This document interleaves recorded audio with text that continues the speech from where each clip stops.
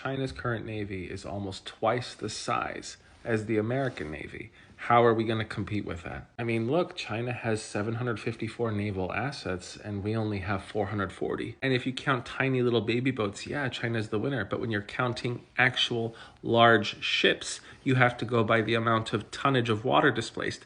And the US is still clearly number one. Now, China's not too far behind, right? Because the US displaces 4.1 million tons of water and China displaces 2.8. But even still, China's Navy is a baby compared to the United States. Look at the types of ships that China has more than the United States. They clearly lead with frigates, corvettes, and patrol vessels because the Chinese Navy is meant to patrol their local waters, while the United States Navy is meant to deliver overwhelming force and conquer any country that has to be conquered if necessary. One way America gets that job done is with 11 aircraft carriers, but they should be called super carriers, and they are much larger than anything China or any of our rivals can produce. Fun fact, I always mention this, the first two aircraft carriers that China had was a casino ship that got converted to a carrier, and then the other one was a copy of that casino ship, which became a carrier. For all you guys thinking that the world doesn't need aircraft carriers anymore, then why on earth does China want to have 6 of them by 2035? But what about China's submarines? They have 61 of them and the US has 70. China must be close. No. Well over 75% of all of Chinese submarines are diesel powered, while 100% of America's are nuclear powered. They are much more advanced. But aren't diesel submarines quieter traditionally than nuclear submarines? Yes. But diesel submarines are slower, less maneuverable, and have a much shorter power supply than nuclear subs.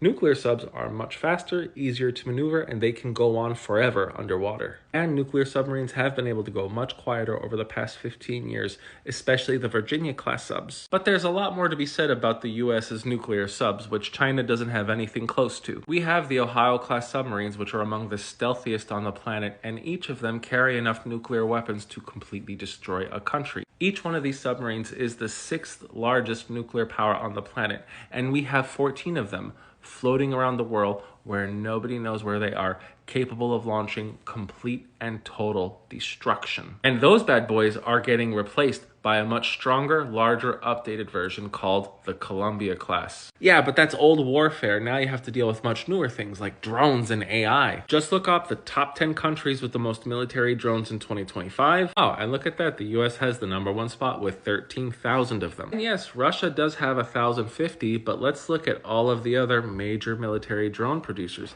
Most of them are either NATO countries or NATO friends. But even that's an old school way of thinking because modern drone warfare, especially with what's going on in Ukraine, are little things that cost maybe $1,000, maybe even less. Not to mention China's drone mothership, which has a range of 7,000 kilometers, can fly for 12 hours, can go at very high altitudes, so it's hard to detect from traditional radar, and they can launch over 100 of these very cheap drones at once. Well, those things are kind of big. They have a 25-meter wingspan, and maybe they can evade radar, but they definitely can't evade satellites. And who owns the most satellites currently in orbit on the entire planet? It looks like it's the United States. The United States government alone has about 306 of them. China only has 369.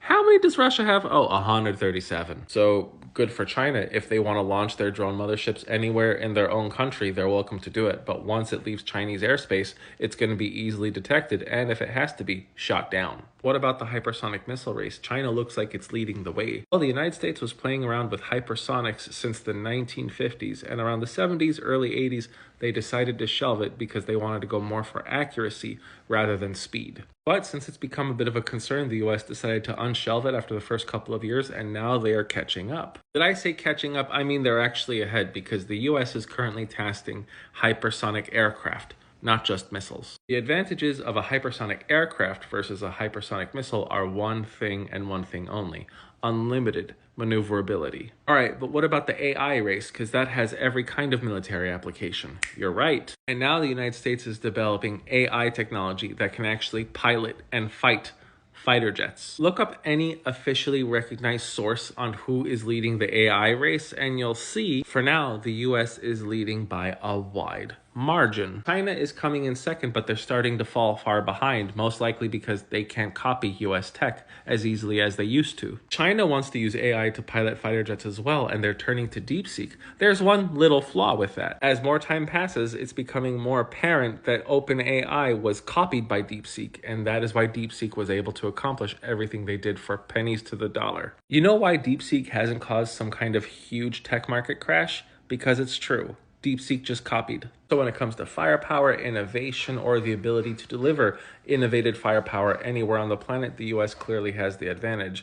Our only weakness right now is poor leadership at the top. I am the Geo Husar, and let me know what you think I left out. Thanks for watching.